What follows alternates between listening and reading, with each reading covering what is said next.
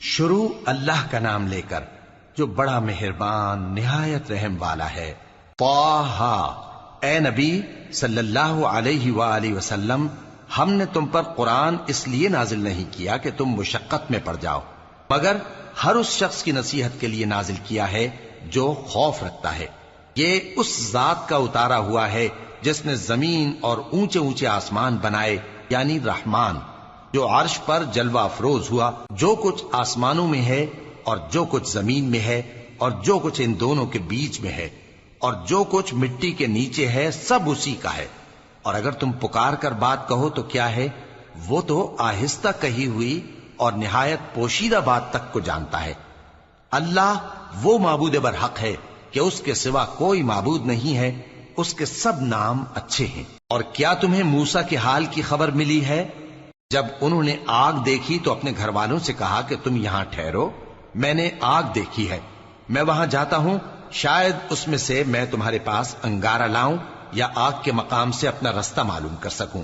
پھر جب وہ وہاں پہنچے تو آواز آئی کہ اے موسیٰ، میں تو تمہارا پروردگار ہوں، تو اپنے جوتے اتار دو، تم یہاں پاک میدان یعنی طویٰ میں ہو، اور میں نے تم کو منتخب کر لیا ہے، تو جو حکم دیا جائے اسے سنو۔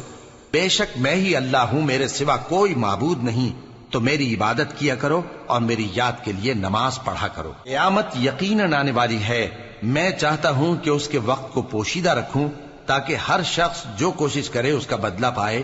تو جو شخص اس پر ایمان نہیں رکھتا اور اپنی خواہش کے پیچھے چلتا ہے، کہیں تم کو اس کے یقین سے روک نہ دے، تو اس صورت میں تم ہلاک ہو جاؤ۔ اور اے موسیٰ، یہ تمہارے داہنے ہاتھ میں کیا ہے؟ انہوں نے کہا، یہ میری لاٹھی ہے، اس پر میں ٹیک لگاتا ہوں اور اس سے اپنی بکریوں کے لیے پتے جھاڑتا ہوں، اور اس میں میرے اور بھی کئی فائدے ہیں۔ فرمایا کہ موسیٰ اسے زمین پر ڈال دو، تو انہوں نے اس کو ڈال دیا اور وہ یکا یک سانپ بن کر دوڑنے لگا۔ فرمایا کہ اسے پکڑ لو اور ڈرنا مت، ہم اس کو ابھی اس کی پہلی حالت پر لوٹا دیں گے، اور اپنا ہاتھ اپنی بغل میں دبا لو کہ وہ کسی عیب و بیماری کے بغیر سفید چمکتا دمکتا نکلے گا۔ یہ دوسری نشانی ہے تاکہ ہم تمہیں اپنے بڑے بڑے نشانات دکھائیں۔ تم فرعون کے پاس جاؤ کہ وہ سرکش ہو رہا ہے۔ کہا، اے میرے پروردگار، اس کام کے لیے میرا سینہ کھول دے اور میرا کام آسان کر دے، اور میری زبان کی گرہ کھول دے تاکہ وہ میری بات سمجھ لیں، اور میرے گھر والوں میں سے ایک کو میرا وزیر یعنی مددگار مقرر فرما، یعنی میرے بھائی ہارون کو۔ اس سے میری کمر کو مضبوط کر اور اسے میرے کام میں شریک کر، تاکہ ہم تیری بہت سی تسبیح کریں اور تجھے کثرت سے یاد کریں، تو ہم کو ہر حال میں دیکھ رہا ہے۔ فرمایا، موسیٰ، تمہاری دعا قبول کی گئی، اور ہم نے تم پر ایک بار اور بھی احسان کیا تھا جب ہم نے تمہاری والدہ کو الہام کیا تھا جو تمہیں بتایا جاتا ہے۔ وہ یہ تھا کہ اسے یعنی موسیٰ کو صندوق میں رکھو، پھر اس صندوق کو دریا میں ڈال دو، تو دریا اس کو کنارے پر ڈال دے گا، اور میرا اور اس کا دشمن اسے اٹھا لے گا۔ اور موسیٰ، میں نے تم پر اپنی طرف سے محبت ڈال دی، اور اس لیے کہ تم میرے سامنے پرورش پاؤ۔ جب تمہاری بہن وہاں فرعون کے ہاں گئی اور کہنے لگی کہ میں تمہیں اس کا پتہ دوں جو اس کو پالے پوسے، تو اس طریق سے ہم نے تم کو تمہاری ماں کے پاس پہنچا دیا تاکہ ان کی آنکھیں ٹھنڈی ہوں اور وہ رنج نہ کریں۔ اور تم نے ایک شخص کو مار ڈالا تھا تو ہم نے تم کو غم سے نجات دی، اور ہم نے تمہاری کئی بار آزمائش کی، پھر تم کئی سال اہل مدین میں ٹھہرے رہے۔ پھر اے موسیٰ، تم ایک اندازے پر آ پہنچے اور میں نے تم کو اپنے کام کے لیے بنایا ہے، تو تم اور تمہارا بھائی دونوں ہماری نشانیاں لے کر جاؤ اور میری یاد میں سستی نہ کرنا۔ دونوں فرعون کے پاس جاؤ کہ وہ سرکش ہو رہا ہے، اور اس سے نرمی سے بات کرنا، شاید وہ غور کرے یا ڈر جائے۔ دونوں کہنے لگے کہ اے ہمارے پروردگار، ہمیں خوف ہے کہ وہ ہم پر زیادتی کرنے لگے یا زیادہ سرکش ہو جائے۔ اللہ نے فرمایا کہ ڈرو مت، میں تمہارے ساتھ ہوں کہ سنتا اور دیکھتا ہوں۔ اچھا، تو اس کے پاس جاؤ اور کہو کہ ہم آپ کے پروردگار کے بھیجے ہوئے ہیں، تو بنی اسرائیل کو ہمارے ساتھ جانے کی اجازت دیجیے اور انہیں عذاب نہ کیجیے۔ ہم آپ کے پاس آپ کے پروردگار کی طرف سے نشانی لے کر آئے ہیں، اور جو ہدایت کی بات مانے اس کو سلامتی ہو۔ ہماری طرف یہ وحی آئی ہے کہ جو جھٹلائے اور منہ پھیرے اس کے لیے عذاب تیار ہے۔ غرض موسیٰ اور ہارون فرعون کے پاس گئے، اس نے کہا کہ موسیٰ، تمہارا پروردگار کون ہے؟ کہا کہ ہمارا پروردگار وہ ہے جس نے ہر چیز کو اس کی شکل و صورت بخشی، پھر راہ دکھائی۔ کہا تو پہلی قوموں کا کیا حال ہوا؟ فرمایا کہ ان کا علم میرے پروردگار کو ہے جو کتاب میں لکھا ہوا ہے۔ میرا پروردگار نہ چوکتا ہے نہ بھولتا ہے۔ وہ وہی تو ہے جس نے تم لوگوں کے لیے زمین کو فرش بنایا اور اس میں تمہارے لیے رستے بنا دیے اور آسمان سے پانی برسایا، پھر اس سے مختلف نباتات پیدا کی کہ خود بھی کھاؤ اور اپنے مویشیوں کو بھی چراؤ۔ بے شک ان باتوں میں عقل والوں کے لیے بہت سی نشانیاں ہیں۔ اسی زمین سے ہم نے تم کو پیدا کیا اور اسی میں ہم تمہیں لوٹائیں گے اور اسی سے ہم تمہیں دوسری دفعہ نکالیں گے۔ اور ہم نے فرعون کو اپنی سب نشانیاں دکھائیں، مگر وہ تکذیب اور انکار ہی کرتا رہا۔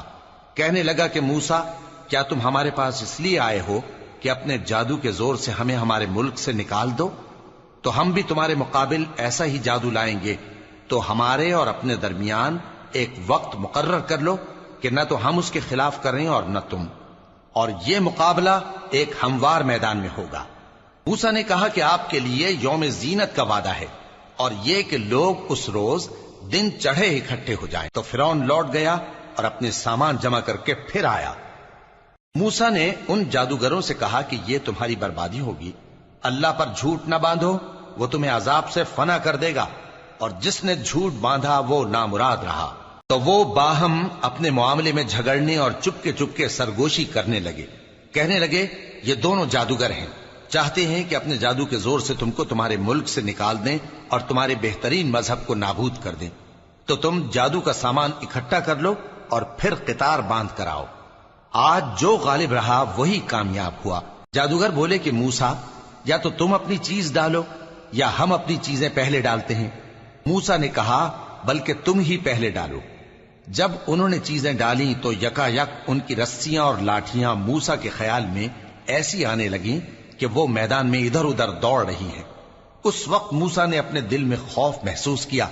ہم نے کہا خوف نہ کرو، بلا شبہ تم ہی غالب رہو گے، اور جو چیز یعنی لاٹھی تمہارے داہنے ہاتھ میں ہے اسے ڈال دو کہ جو کچھ انہوں نے بنایا ہے اس کو وہ نگل جائے گی۔ جو کچھ انہوں نے بنایا ہے یہ تو جادوگروں کے ہتھ کنڈے ہیں، اور جادوگر جہاں بھی جائے کامیاب نہیں ہوگا۔ اس پر جادوگر سجدے میں گر پڑے، کہنے لگے کہ ہم موسیٰ اور ہارون کے پروردگار پر ایمان لائے۔ فرعون بولا کہ پیشتر اس کے کہ میں تمہیں اجازت دوں تم اس پر ایمان لے آئے، بے شک یہ تمہارا بڑا یعنی استاد ہے جس نے تم کو جادو سکھایا ہے، سو میں تمہارے ہاتھ اور پاؤں مخالف سمت سے کٹوا دوں گا اور تم کو کھجوروں کے تنوں پر سولی چڑھوا دوں گا، اور تم کو معلوم ہوگا کہ ہم میں سے کس کا عذاب زیادہ سخت اور دیر تک رہنے والا ہے۔ انہوں نے کہا کہ جو دلائل ہمارے پاس آ گئے ہیں ان پر اور جس نے ہم کو پیدا کیا ہے اس پر ہم آپ کو ہرگز ترجیح نہیں دیں گے، تو آپ کو جو حکم دینا ہو دے دیجئے، اور آپ جو حکم دے سکتے ہیں وہ صرف اسی دنیا کی زندگی میں دے سکتے ہیں۔ ہم تو اپنے پروردگار پر ایمان لے آئے تاکہ وہ ہمارے گناہوں کو معاف کرے، اور اسے بھی جو آپ نے ہم سے زبردستی جادو کرایا، اور اللہ سب سے اچھا ہے اور ہمیشہ باقی رہنے والا ہے۔ جو شخص اپنے پروردگار کے پاس گناہگار ہو کر آئے گا تو اس کے لیے جہنم ہے جس میں نہ وہ مرے گا نہ جیے گا، اور جو اس کے روبرو ایماندار ہو کر آئے گا اور عمل بھی نیک کیے ہوں گے تو ایسے لوگوں کے لیے اونچے اونچے درجے ہیں، یعنی ہمیشہ رہنے کے باغ جن کے نیچے نہریں بہ رہی ہیں، ہمیشہ ان میں رہیں گے، اور یہ اس شخص کا بدلہ ہے جو پاک ہوا۔ اور ہم نے موسیٰ کی طرف وہی بھیجی کہ ہمارے بندوں کو راتوں رات نکال لے جاؤ، پھر ان کے لیے سمندر میں لاٹھی مار کر خشک رستہ بنا دو، پھر تم کو نہ فرعون کے آ پکڑنے کا خوف ہوگا اور نہ غرق ہونے کا ڈر۔ پھر فرعون نے اپنے لشکروں کے ساتھ ان کا تعاقب کیا تو سمندر کی موجوں نے ان پر چڑھ کر انہیں ڈھانک لیا یعنی ڈبو دیا، اور فرعون نے اپنی قوم کو گمراہ کر دیا اور سیدھے رستے پر نہ ڈالا۔ اے آل یعقوب، ہم نے تم کو تمہارے دشمن سے نجات دی اور تورات دینے کے لیے تم سے کوہ طور کی داہنی جانب مقرر کی، اور تم پر من اور سلوہ نازل کیا، اور حکم دیا کہ جو پاکیزہ چیزیں ہم نے تم کو دی ہیں ان کو کھاؤ اور اس میں حد سے نہ نکلنا، ورنہ تم پر میرا غضب نازل ہوگا، اور جس پر میرا غضب نازل ہوا وہ ہلاک ہو گیا۔ اور جو توبہ کرے اور ایمان لائے اور عمل نیک کرے پھر سیدھے رستے چلے اس کو میں بخش دینے والا ہوں۔ اور اے موسیٰ، تم نے اپنی قوم سے آگے چلے آنے میں کیوں جلدی کی؟ کہا وہ میرے پیچھے آ رہے ہیں، اور اے میرے پروردگار میں نے تیری طرف آنے کی جلدی اس لیے کی کہ تو خوش ہو جائے۔ فرمایا کہ ہم نے تمہاری قوم کو تمہارے بعد آزمائش میں ڈال دیا ہے، اور سامری نے ان کو بہکا دیا ہے۔ اور موسیٰ غصے اور غم کی حالت میں اپنی قوم کے پاس واپس آئے اور کہنے لگے کہ اے قوم، کیا تمہارے پروردگار نے تم سے اچھا وعدہ نہیں کیا تھا؟ کیا میری جدائی کی مدت تمہیں لمبی معلوم ہوئی، یا تم نے یہ چاہا کہ تم پر تمہارے پروردگار کی طرف سے غضب نازل ہو، اور اس لیے تم نے مجھ سے جو وعدہ کیا تھا اس کے خلاف کیا؟ وہ کہنے لگے کہ ہم نے اپنے اختیار سے آپ سے وعدہ خلافی نہیں کی، لیکن ہم ان لوگوں کے زیوروں کا بوجھ اٹھائے ہوئے تھے، پھر ہم نے اس کو آگ میں ڈال دیا، اور اسی طرح سامری نے ڈال دیا۔ تو اس نے ان کے لیے ایک بچڑا بنا دیا، یعنی ایک بے جان جسم جس میں گائے کسی آواز تھی۔ تو لوگ کہنے لگے کہ یہی تمہارا معبود ہے اور یہی موسیٰ کا معبود ہے، مگر وہ بھول گئے ہیں۔ تو کیا یہ لوگ نہیں دیکھتے کہ وہ ان کی کسی بات کا جواب نہیں دیتا، اور نہ ان کے نقصان اور نفع کا کچھ اختیار رکھتا ہے؟ اور ہارون نے ان سے پہلے ہی کہہ دیا تھا کہ لوگوں، اس کے ذریعے تمہیں فتنے میں ڈال دیا گیا ہے، اور تمہارا پروردگار تو رحمان ہی ہے، تو میری پیروی کرو اور میرا کہا مانو۔ وہ کہنے لگے کہ جب تک موسیٰ ہمارے پاس واپس نہ آئیں ہم تو اس کی پوجا پر قائم رہیں گے۔ پھر موسیٰ نے ہارون سے کہا کہ اے ہارون، جب تم نے ان کو دیکھا تھا کہ گمراہ ہو گئے ہیں تو تم کو کس چیز نے روکا تھا؟ یعنی اس بات سے کہ تم میرے پیچھے چلے آؤ، بھلا تم نے میرے حکم کے خلاف کیوں کیا؟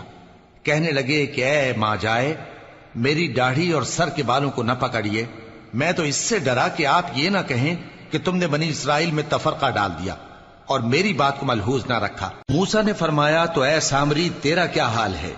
اس نے کہا کہ میں نے ایسی چیز دیکھی جو اوروں نے نہیں دیکھی، تو میں نے فرشتے کے نقش پا سے مٹی کی ایک مٹھی بھر لی، پھر اس کو بچڑے کے جسم میں ڈال دیا، اور مجھے میرے جی نے اس کام کو اچھا بتایا۔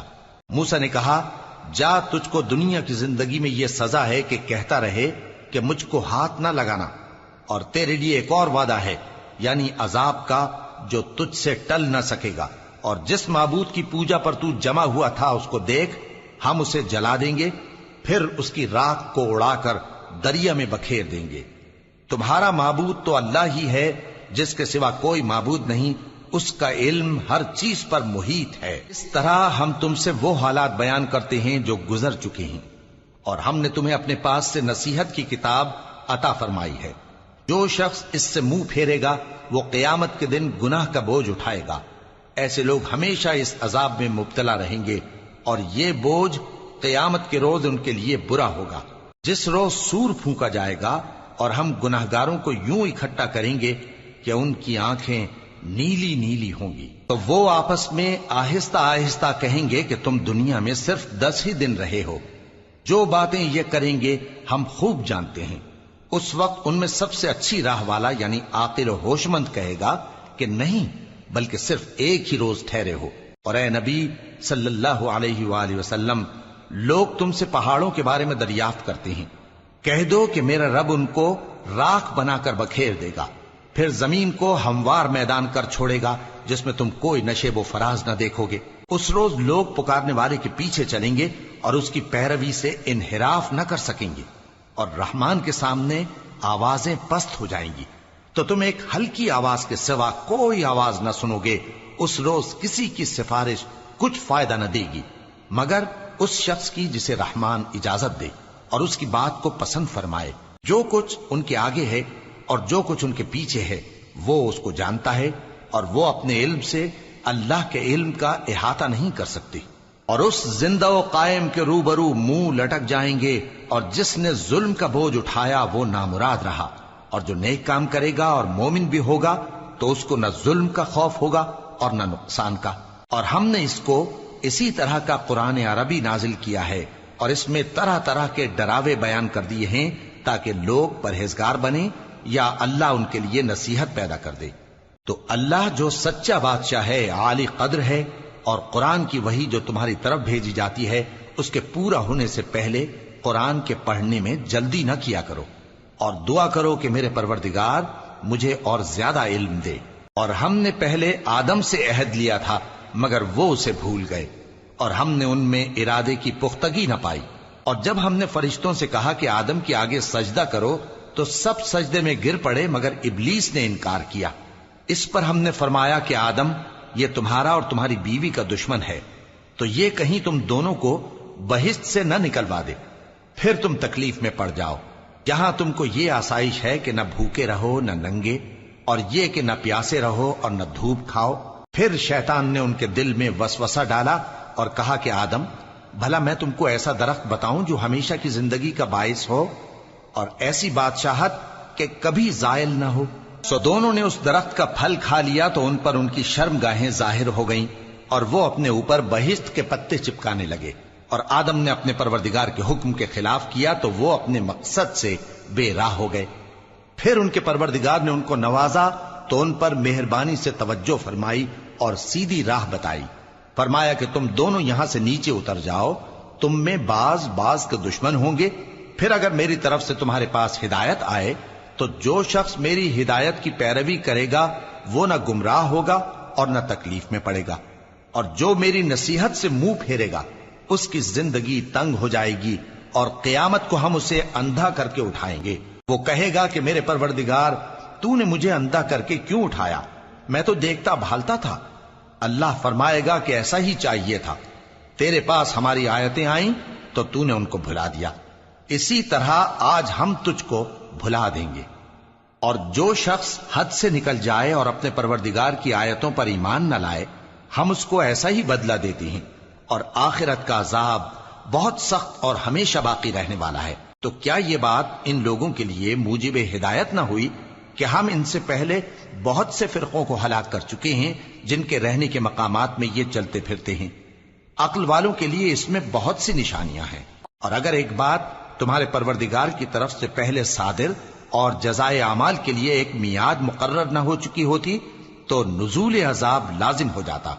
پس جو کچھ یہ بکواس کرتے ہیں اس پر صبر کرو، اور سورج کے نکلنے سے پہلے اور اس کے غروب ہونے سے پہلے اپنے پروردگار کی تسبیح و تحمید کیا کرو، اور رات کی کچھ گھڑیوں میں بھی اس کی تسبیح کیا کرو، اور دن کے مختلف اوقات یعنی دوپہر کے وقت بھی، تاکہ تم خوش ہو جاؤ۔ اور کئی طرح کے لوگوں کو جو ہم نے دنیا کی زندگی میں آرائش کی چیزوں سے نوازا ہے تاکہ ان کی آزمائش کریں، ان پر نگاہ نہ کرنا، اور تمہارے پروردگار کی عطا فرمائی ہوئی روزی بہت بہتر اور باقی رہنے والی ہے۔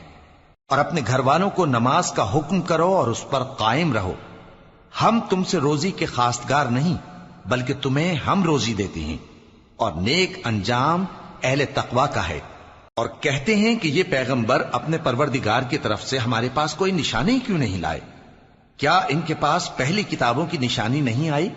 اور اگر ہم ان کو پیغمبر کے بھیجنے سے پیشتر کسی عذاب سے ہلاک کر دیتے تو یہ کہتے کہ اے ہمارے پروردگار، تو نے ہماری طرف کوئی پیغمبر کیوں نہ بھیجا کہ ہم ذلیل اور رسوا ہونے سے پہلے تیرے احکام کی پیروی کرتے۔ کہہ دو کہ سب نتائج اعمال کے منتظر ہیں، سو تم بھی منتظر رہو، ان قریب تم کو معلوم ہو جائے گا کہ دین کے سیدھے رستے پر چلنے والے کون ہیں اور جنت کی طرف راہ پانے والے کون ہیں۔ ہم